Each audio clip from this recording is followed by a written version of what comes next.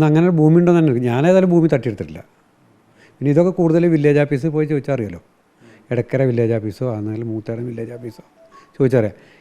പിന്നെ 2002 2003 അവരെ ഫാദറിൻ്റെ പേരിലുള്ള ഭൂമി അവിടെ ലേലം ചെയ്ത് പോയിട്ടുണ്ട്. അത്രേ എനിക്കറിയുള്ളൂ. അതെങ്ങനെ അങ്ങനെ ലേലം ചെയ്ത് ഞാനല്ലല്ലോ എടുത്തിട്ടില്ലേ. തട്ടിയെടുത്ത് എങ്ങനെ പിന്നെ പെരുന്തൽമണ്ണ RDO ആണല്ലോ രജിസ്റ്റർ ചെയ്ത് കൊടുത്തിട്ടുള്ളത്. അതൊക്കെ ഞാൻ പറഞ്ഞില്ലേ, മൂത്തേടം വില്ലേജ് ഓഫീസിലോ എടക്കര വില്ലേജ് ഓഫീസിലോ പോയി ചോദിച്ചാൽ അറിയാം അതിൻ്റെ കൃത്യമായിട്ട്. അതൊക്കെ ലീഗിൻ്റെ ആണെങ്കിൽ പോലും ചെയ്യാത്ത തെറ്റൊരാൾ ചെയ്താൽ ലീഗായാൽ ശരിയാകുമോ? ഇതൊക്കെ ഇതിൻ്റെ പിന്നിലൊക്കെ CPM ആണ്. അതൊക്കെ ഞങ്ങൾക്കറിയാം.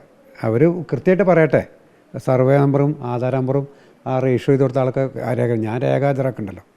ഞാൻ ഇവരെ പേരിൽ പിന്നെ ഇന്ന് എൻ്റെ പേരിൽ ഇത് സംപ്രേഷണം ചെയ്ത പിന്നെ ചാനലിൻ്റെ പേരിലും ഈ നിങ്ങൾ പറയപ്പെട്ട ആളെ പേരിൽ ഞാനിന്ന് വക്കീൽ നോട്ടീസ് അയക്കുന്നുണ്ട്. അല്ല അത് പാർട്ടി ചെയ്യട്ടെ, അത് പാർട്ടി ചെയ്യുമല്ലോ. അല്ല അതൊക്കെ പാർട്ടി എന്നോട് അതൊക്കെ പാർട്ടി അന്വേഷിക്കട്ടെ. ഇയാൾ ചെയ്ത് ശരിയാണോ നമുക്ക് പാർട്ടി അന്വേഷിച്ചുള്ളൂ. അതൊക്കെ കൊടുത്തോട്ടെ. മുഖ്യമന്ത്രിക്കും വിജിലൻസ് ഇപ്പം എൻ്റെ പേരിൽ 4 കുറേ കേസുണ്ടല്ലോ ഈ CPM കൊടുത്തേ. ആ CPM ഇതിൻ്റെ പിന്നിൽ എന്നേ പറഞ്ഞില്ല. CPM ആളുകൾ. ഞാൻ വാങ്ങിയിട്ടില്ലല്ലോ. ഞാൻ വാങ്ങാത്ത ഭൂമി എങ്ങനെ ഞാൻ വാങ്ങിയിട്ടുണ്ട്? ഞാൻ ലേലം വിളിച്ചിട്ടില്ല. അതൊക്കെ രേഖ ഹാജരാക്കട്ടെ. വെറുതെ ഒരു വെള്ള പേപ്പറിലൊരു പരാതി ആരെ പേരും കൊടുത്തു. പിന്നെ അയാൾ ആക്രമിക്കാൻ വന്നിട്ട് എനിക്കൊരു പരാതി കൊടുത്തു. അതല്ലല്ലോ ഇതിന്. രേഖ ഹാജരാക്കട്ടെ. ഞാനും രേഖ ഹാജരാക്കാം. എന്നിട്ട് പെരുന്തൽമണ്ണ RDO ആണ് നമ്മളെ പിന്നെ RDO. അതുപോലെ തന്നെ എടക്കര വില്ലേജ് ഓഫീസായിരുന്നു അന്ന്. ഇപ്പോൾ മൂത്തേടം വില്ലേജ്. അവിടെയൊക്കെ അന്വേഷിക്കട്ടെ. നിലമ്പൂർ താലൂക്കാണ്. അവിടെയൊക്കെ അന്വേഷിച്ച് സത്യാവസ്ഥ വരട്ടെ. അവിടെ നികുതി അടക്കുന്നുണ്ടോ, എൻ്റെ പേരിലാണോ, ആരുടെ പേരിലാണ് ഭൂമി, ഞാൻ അവിടെ ലേലം ചെയ്തെടുത്തിട്ടുണ്ടോ എന്നൊക്കെ അത് അന്വേഷിക്കട്ടെ. വെറുതെ ഒരു പുകമറ സൃഷ്ടിക്കാൻ എന്തും ചെയ്യുക എന്നുള്ളത് CPMൻ്റെ ഒരു നിങ്ങൾ പറഞ്ഞ ഒരു പഞ്ചായത്ത് തെരഞ്ഞെടുപ്പുമായി ബന്ധപ്പെട്ടുള്ള ആ പരാതി അതാണ്. അത് അതിൻ്റെ വഴിക്ക് നടക്കും. അതാണ്. അല്ല അത് ഇതിൻ്റെ അടക്കം വന്നിരുന്നല്ലോ. ഞാൻ ലോൺ എടുത്തു എന്ന് പറഞ്ഞിരുന്നു.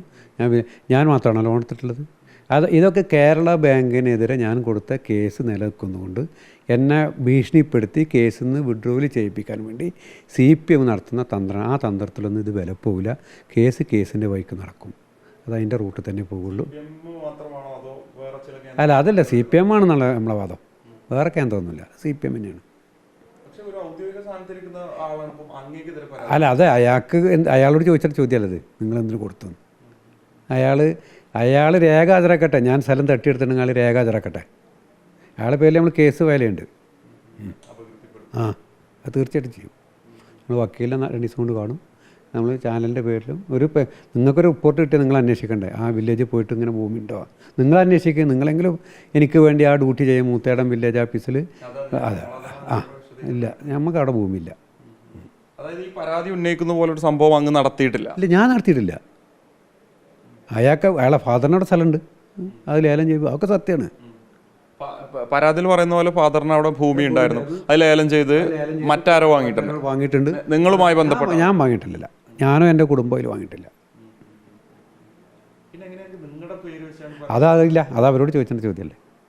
ഗൂഢാലോചന ഇതൊക്കെ രാഷ്ട്രീയമായ ഗൂഢാലോചനയാണ്. ഇതിനെ രാഷ്ട്രീയപരമായിട്ട് നിയമപരമായിട്ട് നമ്മൾ നേരിടും. പിന്നെ ഏതായാലും മലപ്പുറം ജില്ലയിലെ CPMകാർക്ക് എന്നെ ഭയപ്പെടുന്നുണ്ട് എന്നതിന് ഒരു തെളിവാണ് ദേശാഭിമാനി നിരന്തരം അച്ചേർത്തുന്നത്. ഞാൻ ലോണ് CPMമാർ എടുത്തിട്ടില്ലേ? ആരെങ്കിലും പരാതി ഉണ്ടോ? ലോൺ എടുത്ത CPMമാർ അടക്കാത്തതില്ലേ? എന്നിട്ട് ആർക്കെങ്കിലും CPMമാർക്ക് പരാതി ഇവിടെ വിജിലൻസ് കേസുണ്ടോ? അപ്പോൾ ഇതൊക്കെ പുകമറ സൃഷ്ടിച്ച് ഞാനെന്തോ ഒരു മോശക്കാരനാണ് എന്ന് പൊതുസമൂഹത്തെ ബോധ്യപ്പെടുത്താൻ വേണ്ടി CPM ചെയ്യുന്നതാണ്. CPMന് നിലമ്പൂരിലെ തെരഞ്ഞെടുപ്പിൽ കിട്ടിയ അടിയുടെ ഇരട്ടി അടിയും പിന്നെ വോട്ട് ചോർച്ചയൊക്കെ നടക്കും.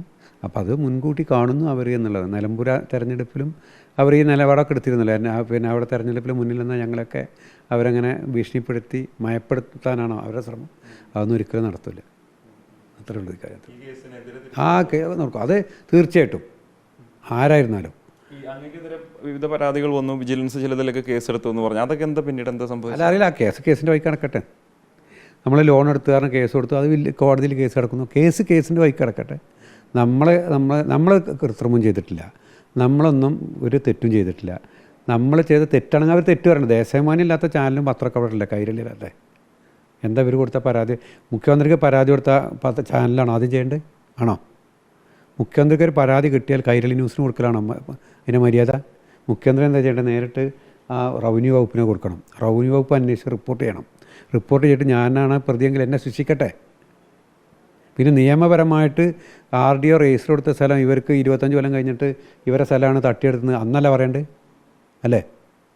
2004 2005 എനിക്ക് തോന്നുന്നു, കൃത്യമായിട്ട് എനിക്കറിയില്ല. ഒക്കെ പിന്നീട് പറയാം കൃത്യമായിട്ട്. അങ്ങനെ സംഭവം 20 കൊല്ലം കഴിഞ്ഞിട്ടാണ് പറയേണ്ടത്. അപ്പോൾ ഇതിപ്പോൾ തെരഞ്ഞെടുപ്പ് അടുപ്പിച്ച് അവനെ കൊണ്ട് CPM പറയിപ്പിക്കുകയാണ്. അതിന് അവനെന്താ ലാഭം കിട്ടിയെന്ന് CPM പറഞ്ഞോളും.